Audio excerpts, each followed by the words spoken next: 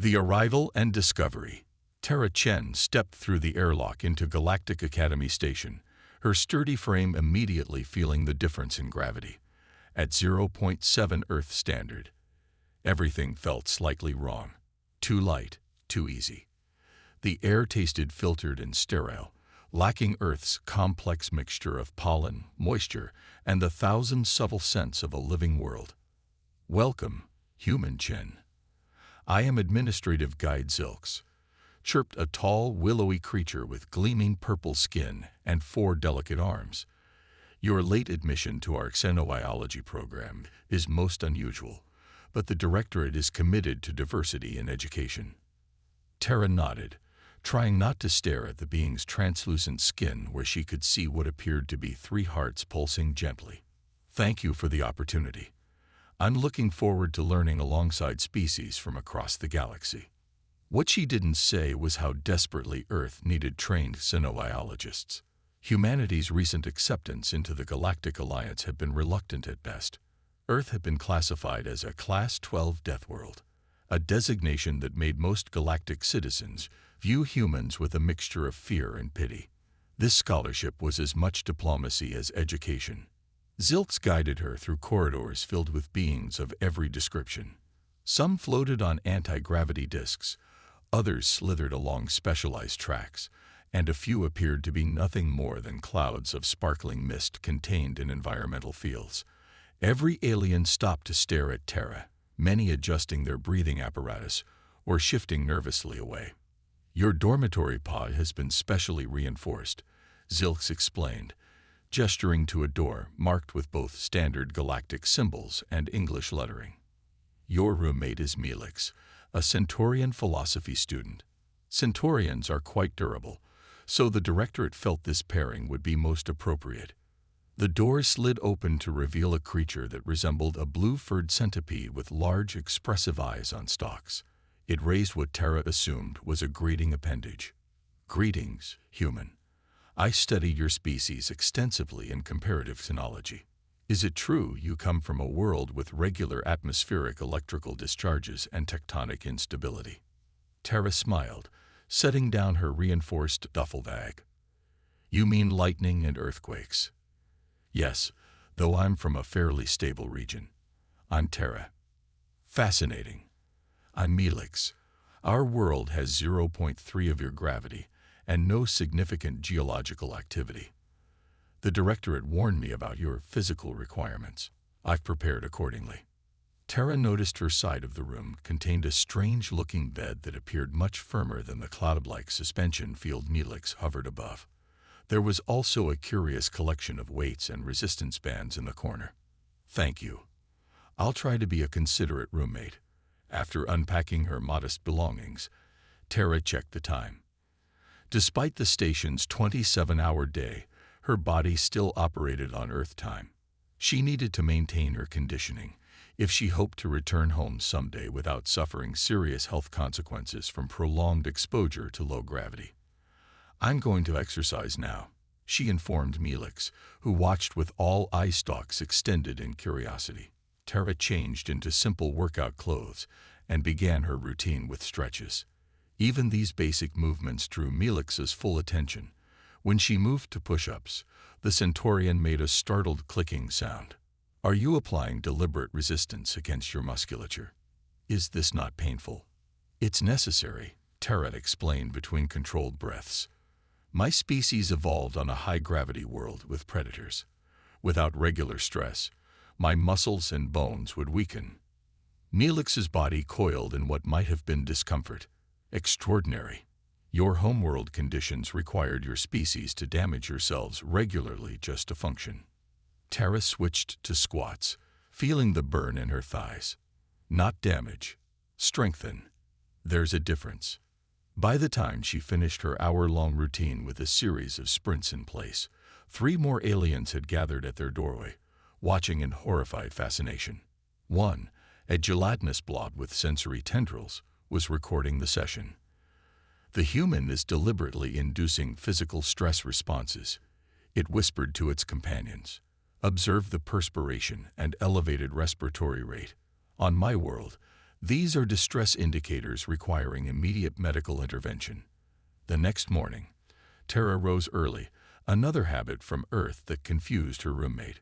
Melix remained in a semi-dormant state, eye stalks retracted into protective sheaths, as Tara performed her morning hygiene routine.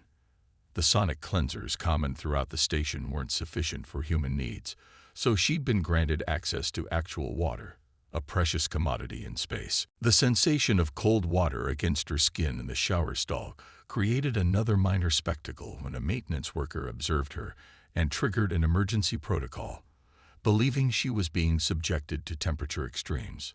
"No, really, I'm fine," Tara insisted to the concerned medical technician who arrived moments later. Humans use temperature variations for circulatory stimulation. It's perfectly normal. The technician, a being with features resembling an Earth octopus, recorded readings from her body with undisguised interest. Your species willingly subjects itself to thermal shock treatment as part of daily maintenance. Remarkable adaptation strategy. By midday, whispers about the strange human practices had spread throughout the xenobiology department.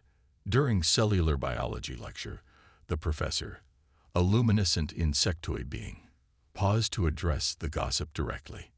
"Yes, students, it is correct that our human colleague engages in what appears to be self-destructive conditioning. This is normal for Deathworld species and should not be cause for alarm. Indeed, we are fortunate to have a representative from such an extreme environmental background among us." Tara felt her face flush with embarrassment as 40 pairs, or more, of alien eyes, optical sensors, and sensory apparatuses turned toward her. The real shock came later that week during physical assessment. Each student was evaluated for baseline health metrics according to their species parameters. When Tara's turn came, the medical staff were prepared with a specialized testing chamber. "Please perform simple exertion until fatigue," instructed the chief medical officer, a tall avian being with brilliant green plumage. Tara began jogging on the treadmill surface, her body barely registering the effort at the station's reduced gravity. After 20 minutes at increasing speed, the aliens were murmuring among themselves.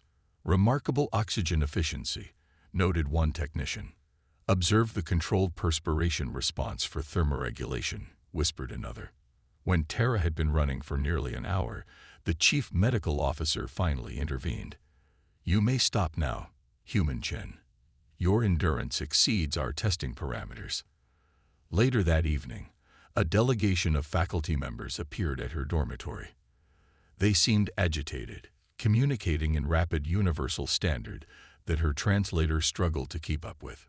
"Student Chen," began the station's director, a dignified being composed primarily of crystalline structures, "it has come to our attention that your daily self-care routine involves potentially hazardous activities.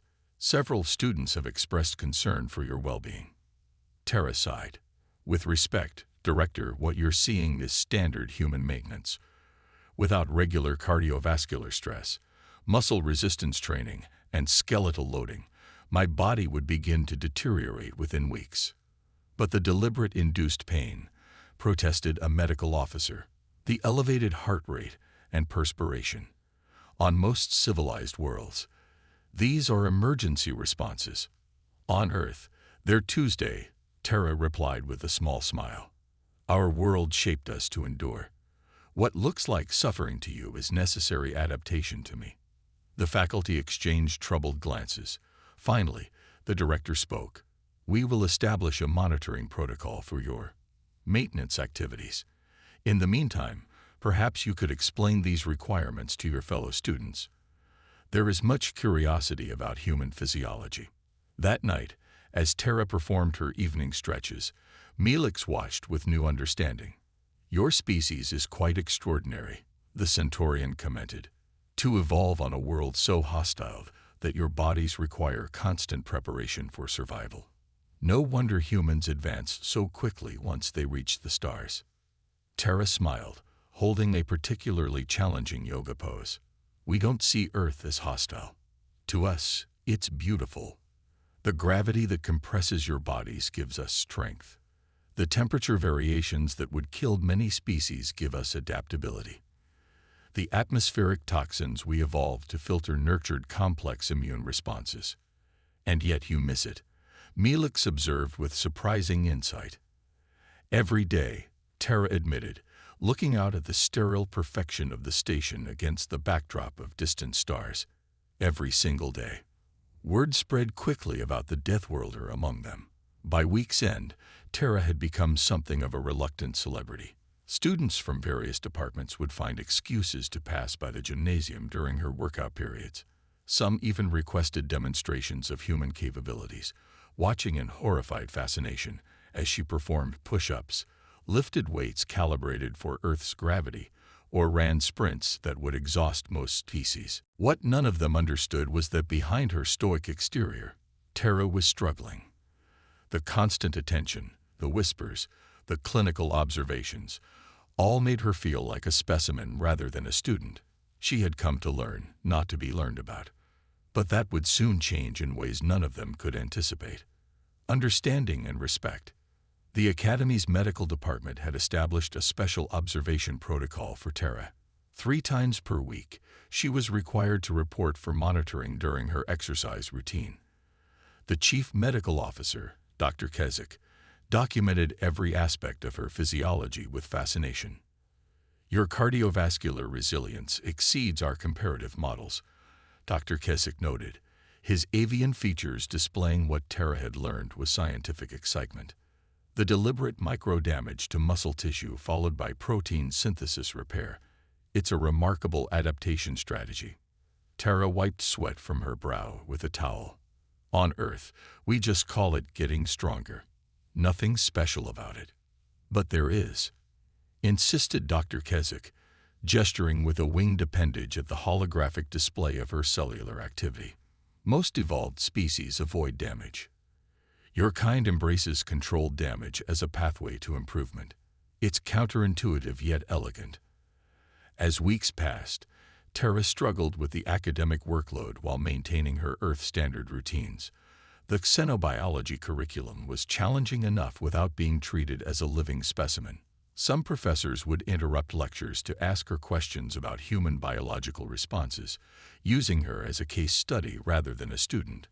In her dormitory, Melix had begun inviting friends to observe Tara's evening routine.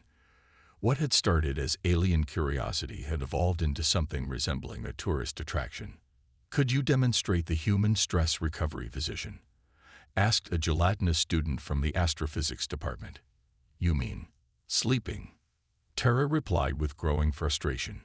"Yes, the horizontal unconsciousness state. Is it true humans become completely vulnerable for hours?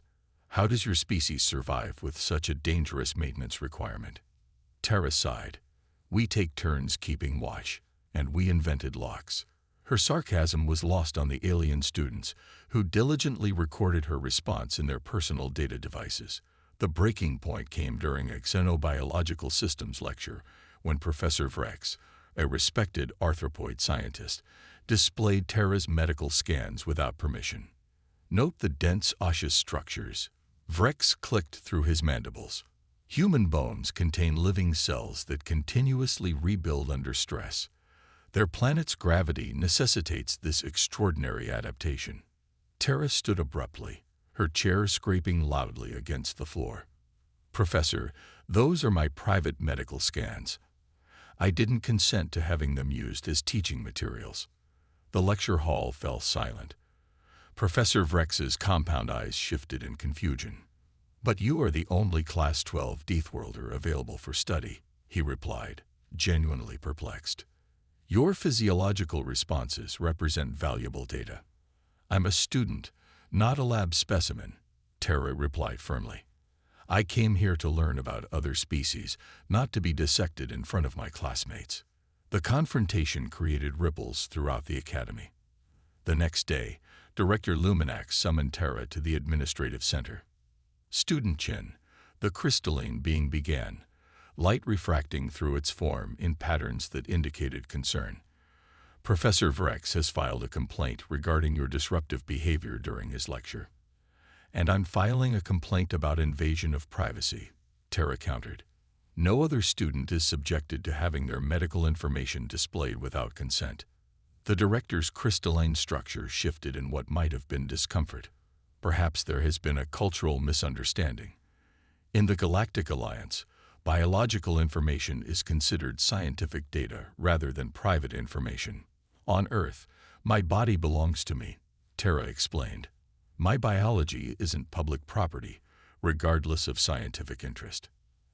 After a long moment, Director Luminax inclined its crystalline form in acknowledgement. I will issue new guidance to the faculty regarding human privacy customs. However, I hope you understand that many here have never encountered a Deathworld species before. Their curiosity, while perhaps insensitive, comes from scholarly interest rather than malice. Tara nodded. I understand that. I'm happy to explain human physiology when asked respectfully. I'd just prefer to be treated as a person first and a biological curiosity second. The conversation marked a turning point. Faculty began approaching Tara with more consideration, asking permission before referring to human biology in lectures. Her classmates still watched her workouts with fascination, but now they asked thoughtful questions about Earth and human culture. Melix proved to be a surprisingly effective cultural ambassador, explaining to other students the concept of human dignity. The human does not object to sharing knowledge, the Centaurian explained. They object to being reduced to their biological functions without acknowledgement of their personhood. 3 months into the academic cycle, the Academy's environmental systems experienced a critical failure. Backup systems prevented catastrophic decompression, but the station's gravity generators fluctuated wildly. In some sections, gravity increased to nearly Earth normal levels. Emergency announcements echoed through the corridors. All non-adapted species evacuate to low-gravity shelters immediately. Engineering teams are addressing the malfunction. Tara was in the xenobiology lab when the gravity surge. Around her, alien students collapsed under the sudden weight. Delicate limbs buckled, breathing apparatus struggled, and movement became nearly impossible for many species. Without hesitation, Tara sprang into action. Her Earth-conditioned body moved with confidence through the increased gravity. She lifted fallen students, helping them toward the evacuation routes. Where corridors were blocked by structural failures, she cleared paths that others couldn't manage in the heavy gravity. How are you moving so easily? Gasped a struggling faculty member as Tara helped them into an emergency transport pod. This is close to normal for me, Tara explained, lifting another collapsed student. My daily self-torture routines prepared me for exactly this scenario. For 6 hours, Tara worked alongside the few gravity-adapted maintenance workers, rescuing stranded Academy members and assisting with critical repairs. Her muscles ached from the exertion, but her Deathworld physiology held strong where others faltered. When the crisis finally ended and normal station conditions were restored, Tara collapsed into her dormitory bed, exhausted but satisfied. She had expected to sleep for hours, but instead was awakened by a delegation of Academy officials. Student Chen, Director Luminax began formally, its crystalline structure gleaming with ceremonial illumination patterns. The Academy Council has convened an emergency session to recognize your extraordinary actions during today's crisis. Behind the director stood Dr. Keswick, Professor Vrex, and several other faculty members, along with a group of students Tara had helped evacuate. Your Deathworld adaptations, which many viewed with concern or curiosity, proved essential to the safety of 27 Academy members, continued the director. Your ability to function under high-gravity conditions directly prevented serious injuries. Professor Vrex stepped forward, mandibles clicking in what Tara now recognized as respectful acknowledgement. I wish to formally apologize for my previous approach to your physiology, Student Chen. Today demonstrated that what we perceived as biological curiosity was in fact a profound misunderstanding of evolutionary advantage. The medical officer extended a data tablet. We have created a new protocol for integrating Deathworld species into the Academy. With your permission, we would like to include your recommendations based on your experiences here. Tara accepted the tablet with surprise. I'd be honored to contribute. In the days that followed, Tara's status at the academy transformed. Students who had once watched her workouts with horror now approached with respectful questions about human training methods. Several non-Deathworld species even requested modified exercise programs they could safely perform to increase their own resilience. Melix observed this change with satisfaction. Your crisis response has changed perceptions. They no longer see human adaptations as primitive or frightening, but as specialized evolutionary advantages. Tara smiled, completing her cool-down stretches. We humans have a saying: adversity builds character. Maybe it builds understanding too. By the end of the academic year, Tara had established Earth normal gravity chambers, where interested students could briefly experience human conditions under careful supervision. These Deathworld simulations became a popular elective, providing non-human species insight into the conditions that shaped humanity. During the graduation ceremony, Director Luminax acknowledged the cultural shift. This cycle has taught us an important lesson about diversity. What appears as weakness or strange behavior in one environment may be strength in another. Student Chen's presence has enriched our understanding of evolutionary adaptation. As Tara accepted her xenobiology certification, she addressed the assembled academy. On Earth, we have another saying: don't judge someone until you've walked a mile in their shoes. Thank you all for taking those first steps toward understanding humanity. And thank you for helping this human understand the remarkable adaptations that make each of your species unique in your own ways. The applause that followed came from appendages of every description: claws, tentacles, wings, and photosynthetic fronds, all showing appreciation in their own cultural manner. That evening, as Tara packed her belongings for the return journey to Earth, Melix presented her with a gift: a data crystal containing recorded messages from her classmates. Many wish to express gratitude for your cultural exchange. The Centaurian explained, your Deathworld perspective has altered Academy curriculum permanently. Tara smiled, placing the crystal carefully in her reinforced travel case. And my perspective has changed too. I arrived thinking I needed to defend humanity's place in the Galactic Alliance. Now I understand that our differences aren't obstacles, they're opportunities. As her transport ship prepared for departure, Tara gazed through the viewport at the Academy station, growing smaller against the backdrop of stars.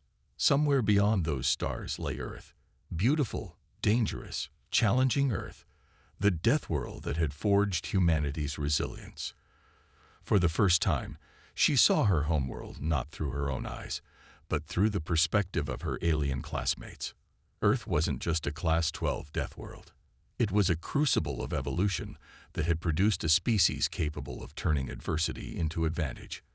What other species saw as dangerous self-care, humans recognized as necessary growth. The very conditions that the galactic community feared had created humanity's greatest strengths. As the Academy faded from view and the ship accelerated toward Earth, Tara began her daily exercise routine, not with resignation, but with pride. Each movement was a celebration of human adaptability, each controlled strain a testament to the remarkable species shaped by an unforgiving world. Beyond the reinforced walls of her transport cabin, the stars streaked past, each possibly harboring worlds with their own unique evolutionary paths, their own specialized adaptations, their own kinds of strength. And somewhere among those stars, a group of alien students now understood that what had once seemed like a human weakness was, in reality, humanity's greatest power. Retroclaude can make mistakes. Please double-check responses.